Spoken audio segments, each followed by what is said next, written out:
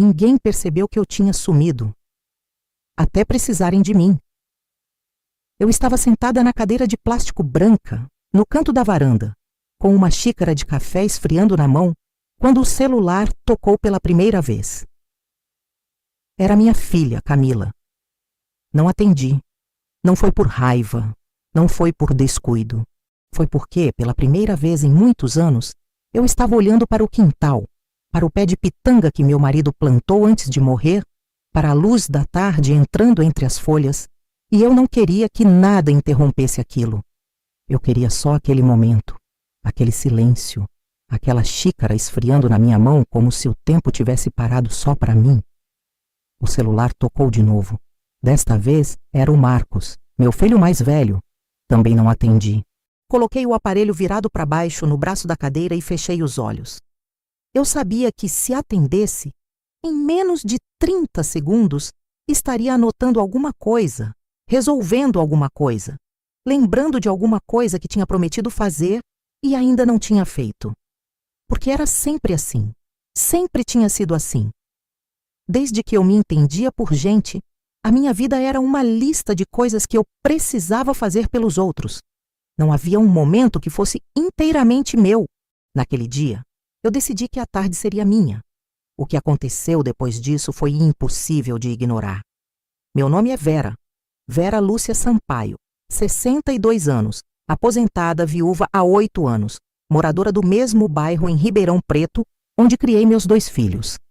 A casa é a mesma de sempre, de alvenaria, com o quintal comprido, a janela da cozinha voltada para o leste, onde o sol entra de manhã e me acorda antes do despertador. Sempre fui uma mulher ativa, não no sentido de academia ou corrida, mas no sentido de estar sempre em movimento, sempre com as mãos ocupadas, sempre com a cabeça cheia de tarefas, de compromissos, de necessidades alheias que de alguma forma tinham virado minhas.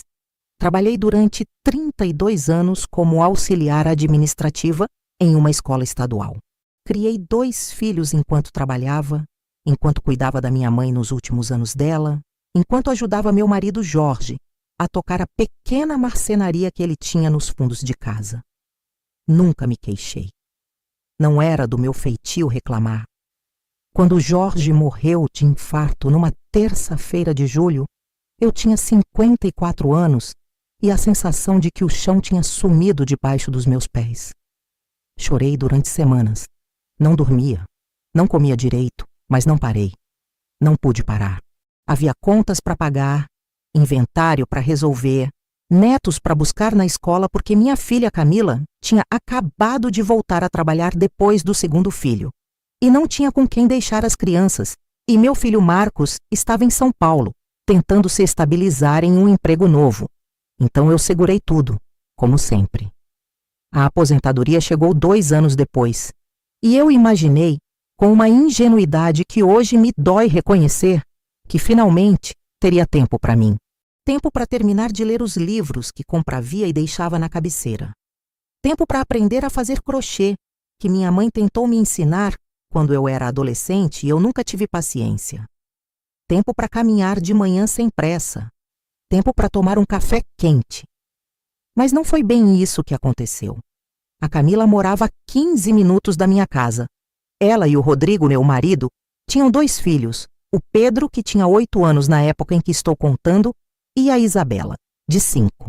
Eram crianças bonitas, espertas, cheias de energia. E eu as amava de um jeito que só quem tem neto entende. Mas amar os netos e ser a babá permanente são coisas muito diferentes. E durante muito tempo eu confundia as duas. Toda segunda e quarta eu buscava o Pedro na escola e levava para casa, onde ficava até o Rodrigo passar para buscar no final da tarde. Toda terça e quinta, a Isabela ficava comigo o dia inteiro, porque a creche dela só funcionava em período parcial. Nas sextas variava conforme as necessidades da Camila, que às vezes tinha reunião, às vezes tinha consulta, às vezes simplesmente precisava de um tempo, e eu entendia isso, porque ser mãe é exaustivo. Eu sabia bem, só que eu também era mãe, também tinha sido exausta. E nunca tive uma mãe aposentada para segurar o peso. Quando o Marcos vinha de São Paulo, que era em média uma vez por mês, a casa virava ponto de encontro. Ele ficava no quarto dele, que eu mantinha arrumado como se ele fosse voltar a qualquer momento. Trazia às vezes a namorada, às vezes vinha sozinho, e eu cozinhava, lavava, passava, recebia. Ele saía com os amigos, voltava tarde, dormia até o meio-dia, e quando acordava havia café fresquinho, fruta cortada e biscoito de polvilho que ele gostava desde criança. Eu fazia tudo isso com amor. Não tinha dúvida quanto a isso, mas o amor não impede o cansaço. E o cansaço, quando não é visto, quando não é reconhecido, quando não é nem ao menos notado pela pessoa que você mais ama, vai deixando uma marca que não dói de imediato. Dói depois.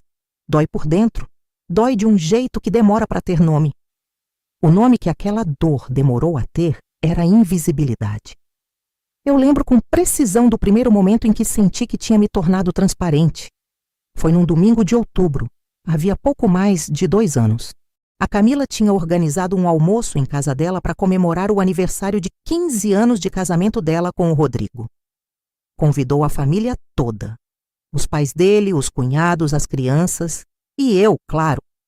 Cheguei cedo como sempre. Levei bolo de fubá que ela sempre pedia e um pudim que eu tinha feito na véspera. Ajudei a arrumar a mesa, a distribuir os copos, a cortar a fruta.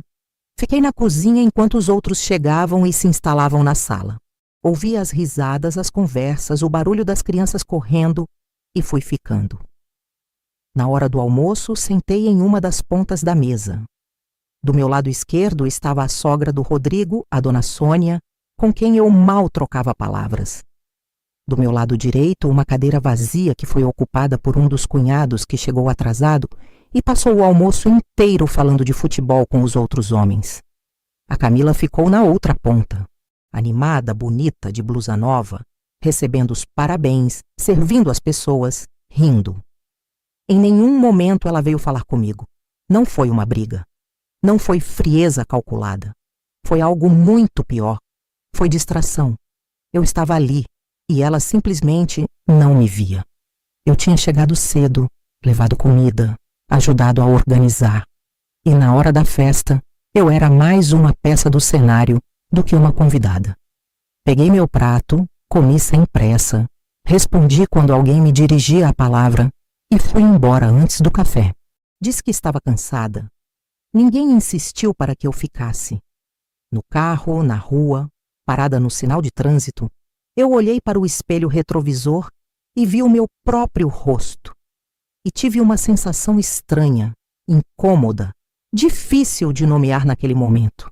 A sensação de que, se eu não tivesse aparecido naquele almoço, provavelmente ninguém teria sentido falta. Engoli aquilo e segui em frente. Era o que eu sabia fazer. Semanas depois, o Marcos veio passar o fim de semana. Chegou na sexta à noite, mala na mão, cheirando ao perfume caro que ele havia começado a usar naquele período. E eu tinha janta pronta: arroz, feijão, frango grelhado, salada, couve refogada com alho, que ele adorava desde criança. Ele comeu bem, me contou sobre o trabalho, sobre uma promoção que estava quase certa, sobre uma viagem que estava planejando para o final do ano com uns amigos. Eu ouvi tudo, fiz as perguntas certas, demonstrei o entusiasmo que ele esperava. No sábado de manhã, quando desci para a cozinha, ele já estava acordado, mexendo no celular à mesa. Eu fiz café, fiz ovos mexidos, esquentei o pão. Mãe, você não tem mais manteiga sem sal? Ele perguntou sem tirar os olhos do celular. Acabou semana passada, só tenho com sal. Ele fez um som com a boca. Um som pequeno, quase imperceptível, mas que eu conhecia bem. Era a forma dele de dizer que estava insatisfeito sem querer parecer mal educado. Posso ir no mercado, eu disse automaticamente. Não precisa, pode deixar. Mas o jeito que ele disse deixava claro que preferia que eu fosse. Fui, claro que fui. Peguei a bolsa, fui a pé até o mercadinho da esquina, comprei a manteiga sem sal, voltei. Ele estava no mesmo lugar, no mesmo celular. Peguei a torrada que ele tinha deixado no prato, coloquei a manteiga e servi. Ele disse obrigado sem olhar para cima. Eu fiquei em pé ali por um segundo, com a faca da manteiga na mão, olhando para o topo da cabeça do meu filho, para o cabelo que estava começando a rarear um pouco nas têmporas, para os ombros largos, para as mãos que um dia foram as mãos de um menino que me puxava pelos dedos para me mostrar uma lagarta no quintal. E pensei, ele não me vê. Não com raiva. Só com uma clareza fria, quase clínica, que doeu de um jeito silencioso. Guardei a faca, lavei as mãos e fui regar as plantas do quintal. O episódio que me quebrou de verdade aconteceu em maio do ano seguinte. Era Dia das Mães. Eu não esperava a festa. Não sou do tipo que faz questão de data, e meus filhos sabiam disso, ou ao menos eu achava que sabiam. O que eu esperava no fundo, sem conseguir nem admitir para mim mesma, era presença. Só presença. Uma ligação de manhã cedo, uma visita, um almoço juntos, qualquer coisa que dissesse: eu lembro de você.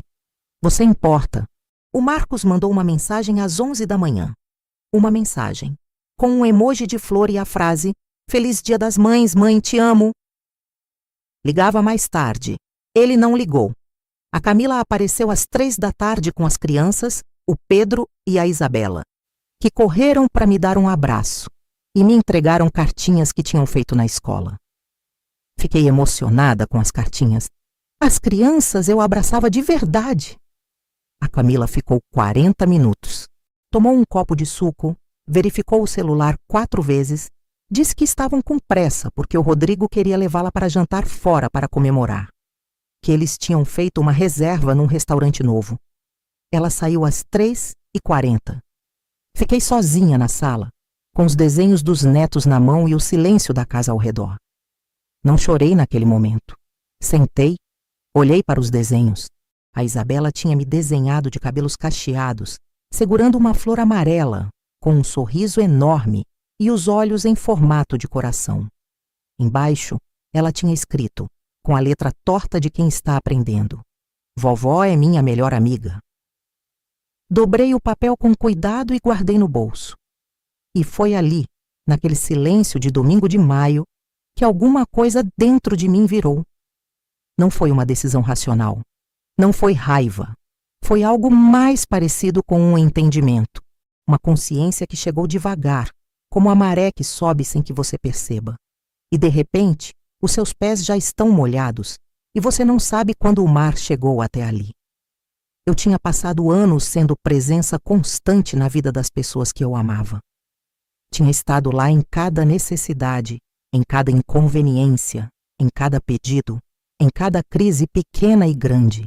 E naquele dia, no único dia do ano dedicado a reconhecer as mães, eu tinha ficado sozinha com os desenhos dos meus netos enquanto minha filha ia jantar fora com o marido. Não era culpa dela. Não completamente. Era também minha. Porque eu tinha ensinado, sem querer, através de todos os anos de disponibilidade irrestrita, que eu sempre estaria lá. Que eu não precisava ser convidada com antecedência porque eu não tinha planos.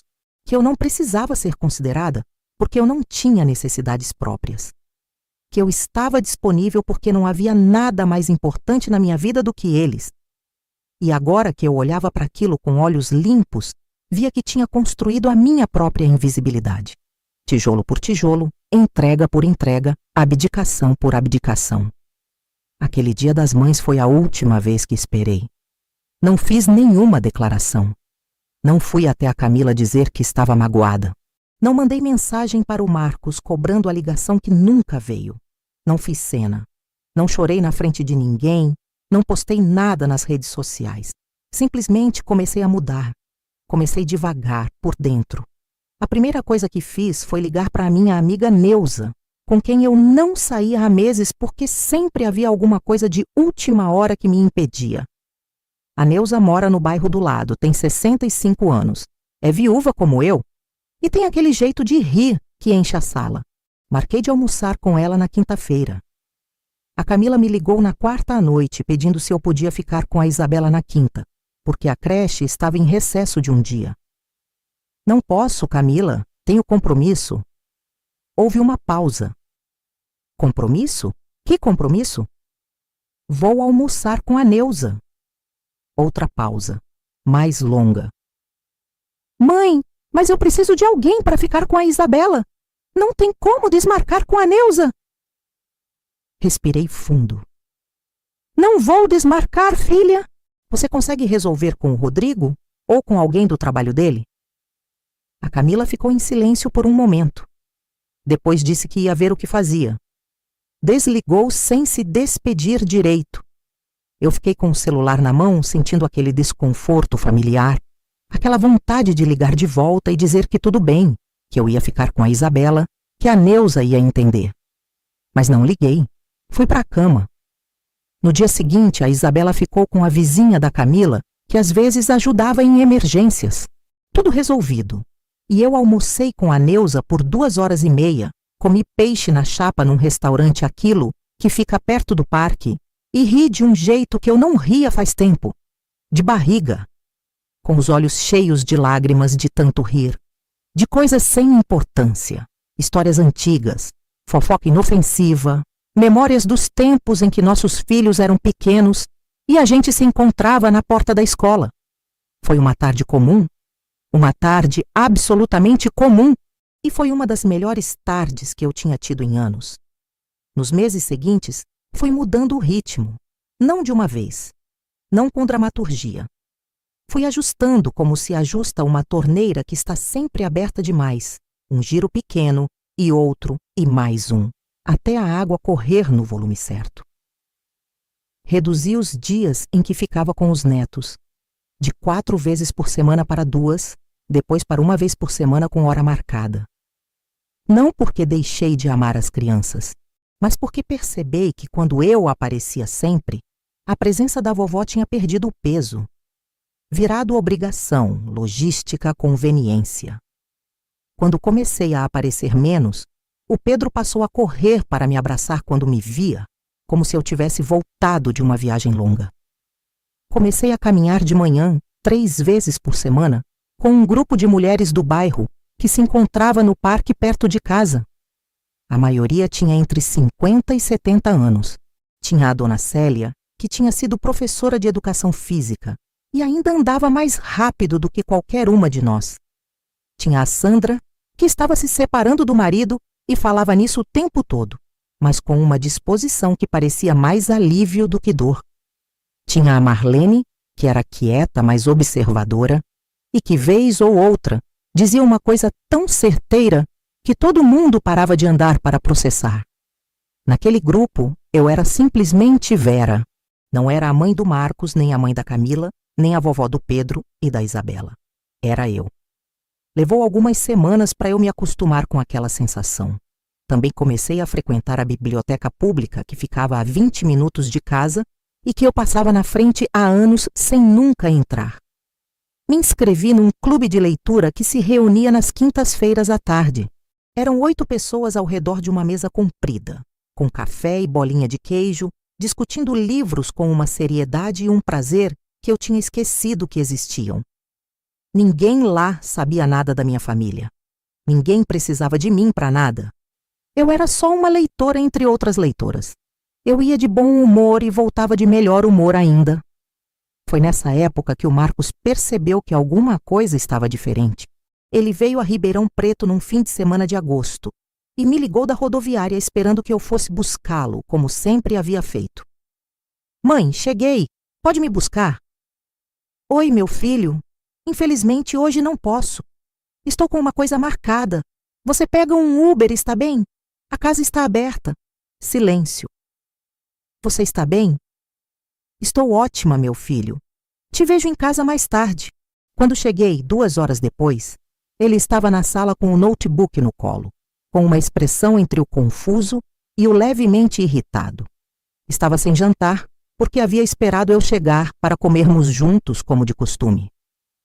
Você não avisou que ia demorar, ele disse. É verdade. Esqueci de avisar. Você não tinha fome antes?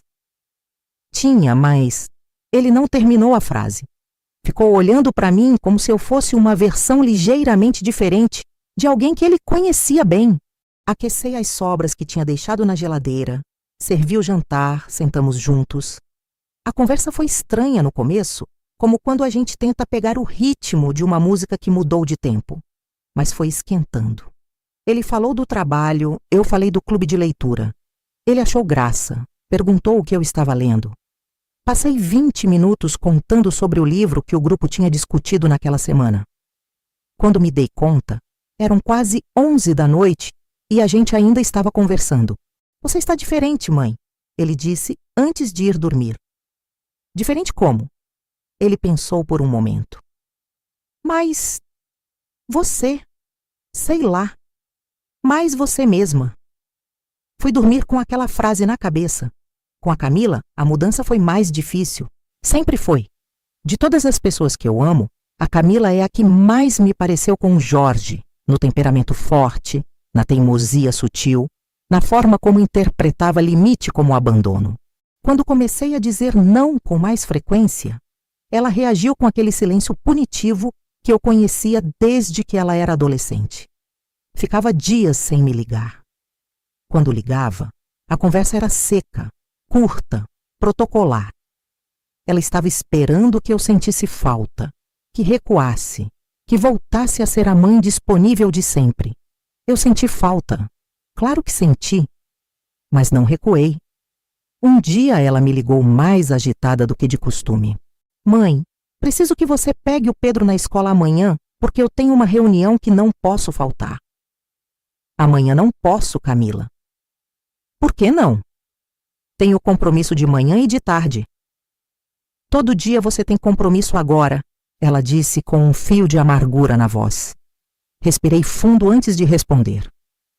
Antes eu não tinha compromisso nenhum. Cancelava tudo quando você precisava. Você se lembra do Dia das Mães do ano passado? Pausa. O que tem o Dia das Mães?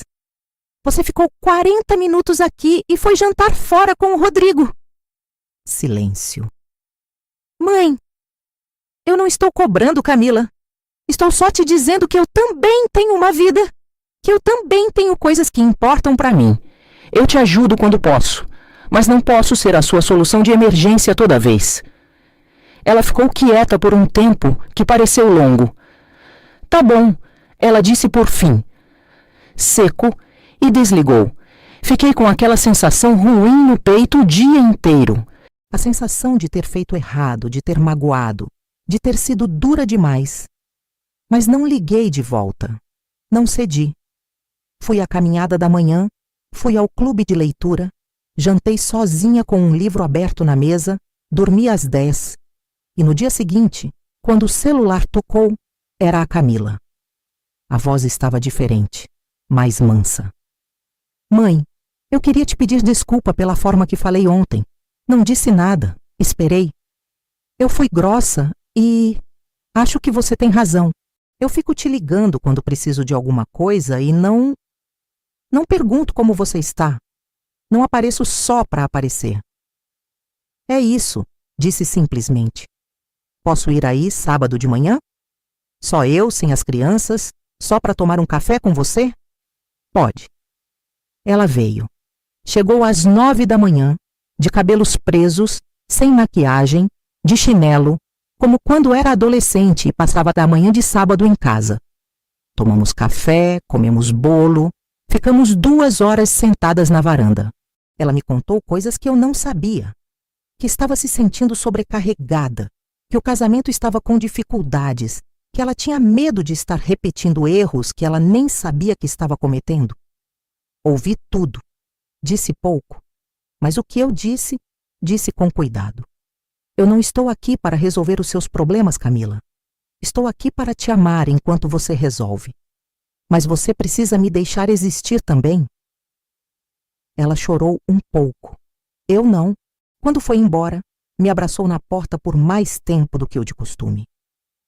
Eu estava com saudade sua, mãe, da verdade. Não da mãe que faz tudo, de você. Fechei a porta e fiquei parada no corredor por um momento. Era isso que eu tinha querido ouvir por tanto tempo. Voltando àquela tarde de varanda com o café esfriando, que foi onde essa história começou, eu não atendi as 2 primeiras ligações, da Camila e do Marcos. Mas atendi a terceira. Era o Marcos de novo. Mãe, você está bem? A Camila disse que tentou te ligar e você não atendeu. A gente ficou preocupado. Sorri para o quintal. Estou bem, meu filho. Estava aproveitando a tarde. Aproveitando? Aproveitando o quê? O silêncio, o pé de pitanga, o café. Uma pausa curtinha e depois. Mãe, posso te falar uma coisa? Pode. Eu sinto sua falta, de verdade. Não é que eu precise de alguma coisa, é só que... Faz um tempo que a gente não conversa de verdade, que eu não apareço. E aí, quando você não atendeu, eu fiquei, sei lá, assustado, com medo de que você tivesse desaparecido. Olhei para o pé de pitanga, para a luz entrando pelas folhas. Eu estava aqui o tempo todo, Marcos. Sempre estive. Só que antes ninguém percebia. Ele ficou em silêncio. Eu percebi, ele disse por fim. Eu sei que percebeu. E eu estou feliz com isso. Mas não precisei desaparecer para você perceber. Precisei só parar de apagar. Não tinha raiva naquelas palavras. Só verdade. Conversamos por 40 minutos. Ele me contou que a promoção tinha saído, que estava pensando em vir morar mais perto, que havia uma vaga em Ribeirão Preto que ele estava considerando. Eu contei do clube de leitura, da dona Célia, da Marlene, que tinha dito uma frase na semana passada que eu ainda estava processando. Ele riu. Perguntou que frase era. Ela disse que a gente passa a vida inteira esperando que as pessoas nos encontrem no lugar onde estamos. Aí a gente muda de lugar e elas nos procuram. E a gente percebe que elas sempre souberam onde nos encontrar. Só não tinham tentado. Silêncio. É verdade, ele disse baixinho. É, concordei. Eu não me tornei uma mulher sem família. Não cortei laços, não esfriei o coração. Não me transformei em alguém amargo ou distante. Continuei sendo mãe, avó, amiga. Continuei amando do jeito que sempre amei. Mas aprendi que amor sem limite não é amor mais puro, é amor mais cansado. É amor que vai sendo consumido sem ser renovado, até que um dia você olha para dentro de você mesma e encontra um espaço vazio onde deveria haver vida. Aprendi que estar disponível para todos não é virtude quando significa estar indisponível para si mesma. Aprendi que quando você some, as pessoas percebem. Não todas, não de imediato, mas as que importam de verdade percebem. E quando elas percebem, quando elas vêm te buscar, não por necessidade, mas por escolha, aí sim o amor tem um peso diferente, um peso real. O Marcos veio morar em Ribeirão Preto 4 meses depois. Alugou um apartamento a 10 minutos da minha casa. Vem me visitar às quartas sem motivo especial, só para tomar café e conversar. Às vezes traz alguma coisa do mercado que sabe que eu gosto. Às vezes só fica 1 hora sentado comigo no quintal, olhando para o pé de pitanga do pai. A Camila e eu construímos uma relação diferente, mais honesta. Ela me liga agora para me contar como está, não só quando precisa de ajuda. Os netos eu vejo toda semana, com hora marcada, com prazer, sem a sensação de obrigação que havia contaminado as coisas antes. A Neuza continua sendo minha companhia de almoço toda quinzena. A dona Célia ainda anda mais rápido do que eu no parque. A Marlene continua dizendo frases que ficam na cabeça por dias. E toda tarde, quando o sol está na posição certa e a luz entra pelas folhas do pé de pitanga do Jorge, eu sento na cadeira de plástico branca da varanda com uma xícara de café e deixo ela esfriar na minha mão enquanto eu só olho. Esse momento é meu. Sempre foi. Eu só precisei aprender a tomá-lo. Eu não sei o que o futuro reserva. Não sei se haverá recaídas, momentos em que eu volte aos velhos padrões, em que o reflexo de me apagar seja mais forte do que a consciência de que mereço existir. Provavelmente haverá. A vida é assim, não é linear, não é perfeita, não vem em arco narrativo arrumado com começo, meio e fim. Mas sei que nunca mais vou esperar que me lembrem. Nunca mais vou cancelar meus planos antes que me peçam para cancelar. Nunca mais vou sentar na ponta da mesa e achar normal que ninguém perceba que estou lá.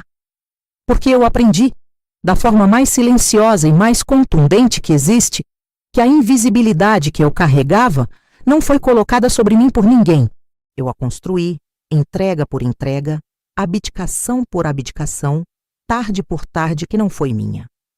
E aprendi também que desfazê-la não exige briga, nem discurso, nem sofrimento dramático. Exige apenas uma decisão simples, repetida todo dia: aparecer para si mesma primeiro. O resto, as pessoas que te amam de verdade, elas encontram o caminho, sempre encontram. Se essa história tocou algo em você, compartilhe com alguém que precisa ouvir isso. E se você também está aprendendo a se recolocar no centro da sua própria vida, comenta aqui de onde você está assistindo. Inscreva-se no canal e ative o sininho para não perder as próximas histórias.